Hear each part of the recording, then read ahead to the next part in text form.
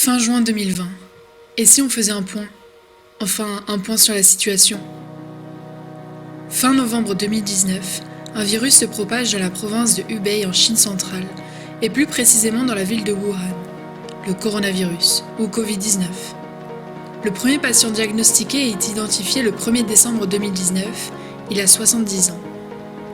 Le 16 décembre est repérée la première hospitalisation. 1, 2, 3, 10, 20 patients. Les médias commencent à en parler. Mais nous, Européens, on ne panique pas. C'est juste un petit virus de rien du tout qui va rester bien sagement en Chine. 50, 100, 1000, 2000 cas. Ah, ça fait beaucoup. Le 30 janvier 2020, l'Organisation mondiale de la santé prononce l'état d'urgence de santé publique de portée internationale. La Chine se confine. Nous, ça va. En France, on n'a que 1, 2, 3, 10, 100, tiens, 500 cas déclarés début mars. Je crois que ça ne va plus. Le 11 mars 2020, l'épidémie est déclarée pandémie par l'OMS. Le 1er avril, on passe le million de cas déclarés dans le monde. Non, ça ne va plus du tout. Asie, Europe, Afrique puis Amérique sont contaminés. It affects everybody, from families to professions to every single person in society. This pandemic has affected all of us professionally in a very significant way because we have been taking out of our comfort zones. We have had to work on tremendous amounts of stress, and we have had to work in conditions that were not ideal, meaning we had filled hospitals, we had limited resources, we had to triage our patients, and sometimes that had made us some difficult decisions. It was a lot of work and in very stressful conditions. À partir du 17 mars, la population française est confinée alors qu'il y a 5000 cas sur le territoire. L'annonce du confinement pour le virus du Covid-19 a été très difficile à gérer émotionnellement parce qu'on ne savait pas trop ce qui allait se passer.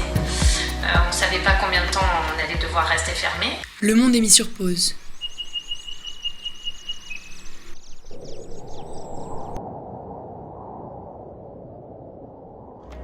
Alors on s'organise, on fait du home office, on trouve des passions, on fait comme on peut.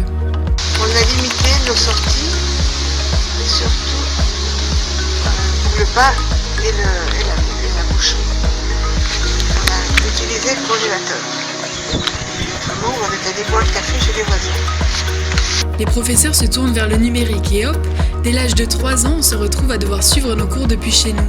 C'est une expérience en termes organisationnels que j'ai pu déjà connaître et qui permet de réagir peut-être plus rapidement et peut-être aussi d'amener les équipes à être dans une démarche collective généralisée avec un seul et même but qui est finalement d'assurer la continuité pédagogique telle qu'on peut la mettre en place, à la fois en développant des outils en très très peu de temps, notamment dans tout ce qui est numérique, et puis en rassurant les collègues, les familles et les élèves sur le fait que voilà, c'est une autre façon de fonctionner. Dans cette situation difficile, on a retrouvé des comportements intéressants.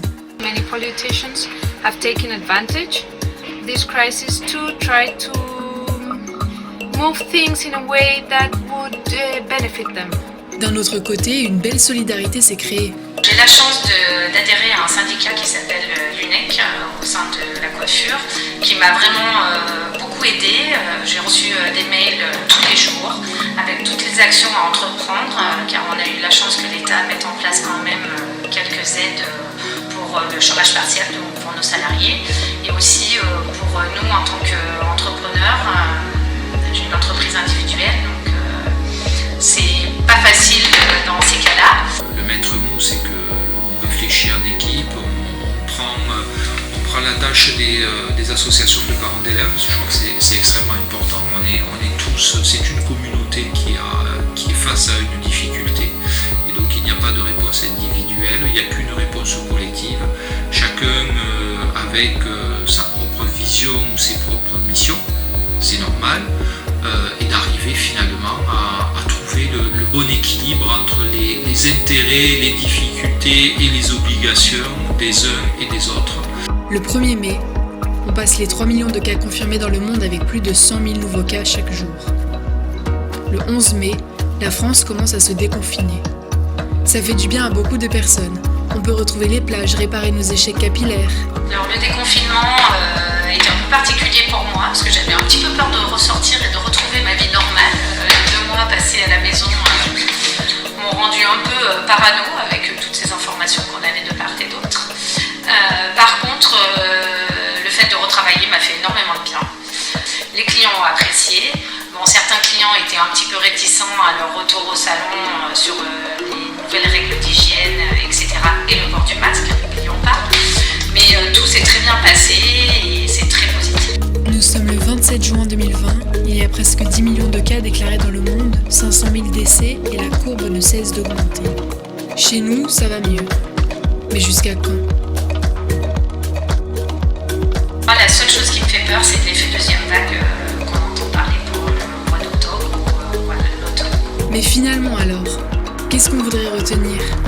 I think I have learned quite a few things about life, about hospitals, about how they work, about people taking care of others, about the importance of family, about the importance of being together and spending time with the ones you love. You can feel vulnerable at the end of a particularly difficult day. You have to remain confident and you have to remain not thinking in any other thing than the welfare of your patients and the family. Les conséquences sont plutôt positives. L'arrêt de 2 mois de travail nous a fait un bien fou